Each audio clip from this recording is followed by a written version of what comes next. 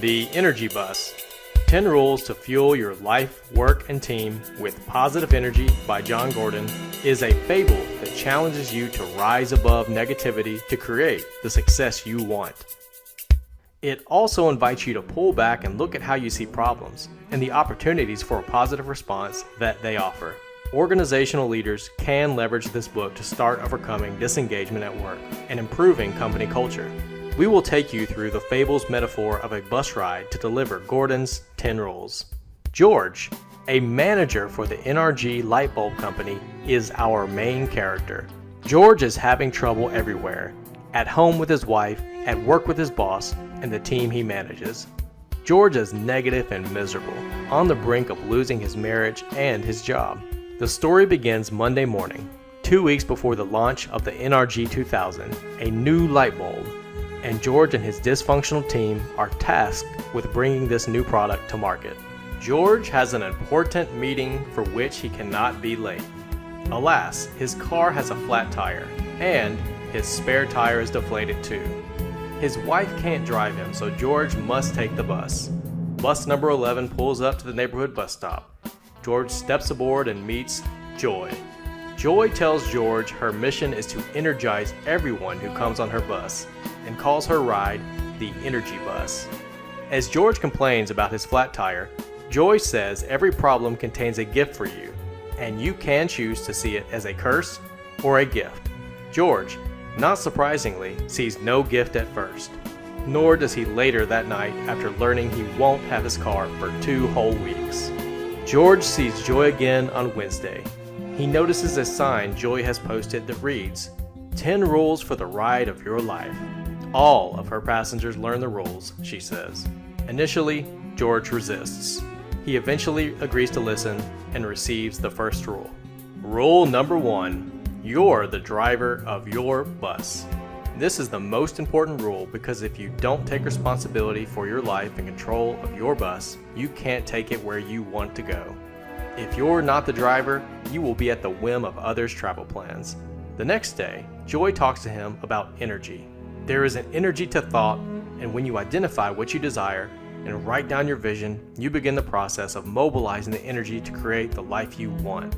George writes out his vision, wanting to be a better father and husband, and wanting success in the launch of the NRG 2000 with his team. Which leads to rule number 2. Desire, vision, and focus move your bus in the right direction. Joy tells George to focus on his vision for 10 minutes and imagine creating what he wrote down. What we put our attention on starts to show up more in our life. Joy turns to the subject of positive energy. Not rah-rah positive energy, but energy that helps you overcome obstacles to success. Energy in the form of faith, enthusiasm, and purpose. Positive energy and positive people create positive results, says Joy, adding that choosing positive energy helps us deal with negative people and situations that can knock us off course. Rule number 3, fuel your ride with positive energy. Positive energy is high-octane fuel. Fill the tank with positive energy so negative energy has no room to expand. The power of extending invitation is Friday's lesson. Rule number 4, invite people on your bus and share your vision for the road ahead. Ask people to hop on the bus as you drive. No is the worst they can say. She coaches George to communicate to his team, this is my vision for our team and our product launch, and this is where my bus is going, and I want to invite you to get on. If you don't clearly communicate your vision for the road ahead, no one will want to take the trip. At work, George issued ride tickets to team members, inviting them to come along for a potentially successful product launch. After the weekend, on Monday, several team members, Michael, Larry, and Tom, told George they did not want to be on his bus. It was not George's best day. Tuesday's ride begins with a pep talk. Most people have setbacks as they learn to drive their bus, Joy says, and negative people will always be around in one form or another. Negativity kills productivity in companies. Self-doubt, fear, and negative energy sabotage the success you desire. Which brings us to rule number 5. Don't waste your energy on those who don't get on your bus. The more energy you spend, Worrying about the people who don't get on your bus, the less you will have for the people who are on your bus, Joy says. To be successful, George must be very careful about who is on his bus. Some people increase energy, others drain it. So, rule number 6, post a sign that says no energy vampires allowed on your bus. Stick to your guns when it comes to tolerating nothing but positive, supportive people who want to help you get where you want to go. As Joy tells George, your positive energy must be greater than the negativity of others, and the stronger it gets, the more powerful you become. When George gets to the office, he tackles rules 5 and 6. He calls in Larry and lets him know he has had enough of his negativity. And Larry agrees to George's demand for positive energy. George has to put his foot down and fire Tom. Michael quits. Jamie and Jose, 2 other team members, stick around, but let George know where he has failed as a leader. They come to an agreement to focus on creating a new future together as a team. We meet Jack on the bus Wednesday. He tells George that without energy, you can't lead, inspire, or make a difference. Time for George to step up and become CEO of the NRG company. Chief Energy Officer, Jack says. Rule number 7. Enthusiasm attracts more passengers and energizes them during the ride. Chief Energy Officers live and work with enthusiasm, tapping the power of their hearts by getting excited about being alive. Imagine how effective an entire team or organization full of CEOs would actually be. Rule number 8 is next. Love your passengers. For George, this means his employees, customers, and family. His team wants to know he cares about them and is concerned about their future and well-being. The focus is on them.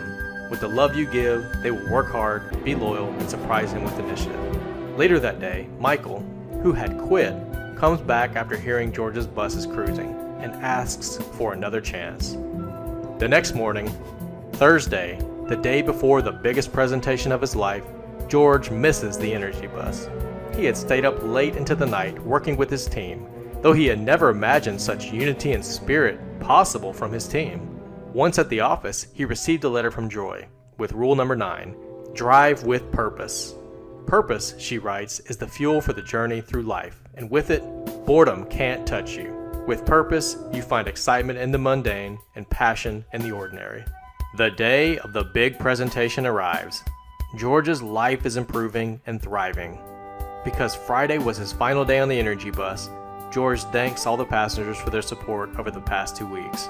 He spots an elderly gentleman sitting in the middle of the bus who he hadn't noticed before. Eddie was 88 and living inspired.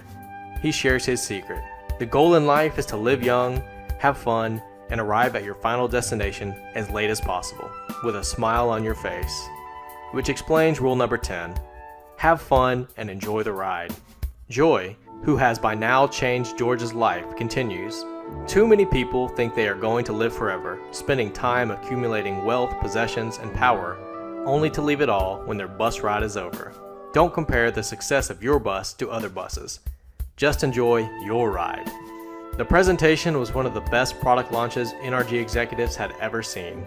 George's bus was cruising, and his wife, his team, and company executives jumped on for the ride. And George decided to keep taking the bus.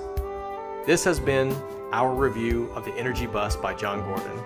If you want a jolt, an attitude adjustment, or simply an enjoyable read, pick this book up. The power of a positive mindset is too often overlooked by individuals and companies alike. Thank you for watching, and let us know what you think in the comments below.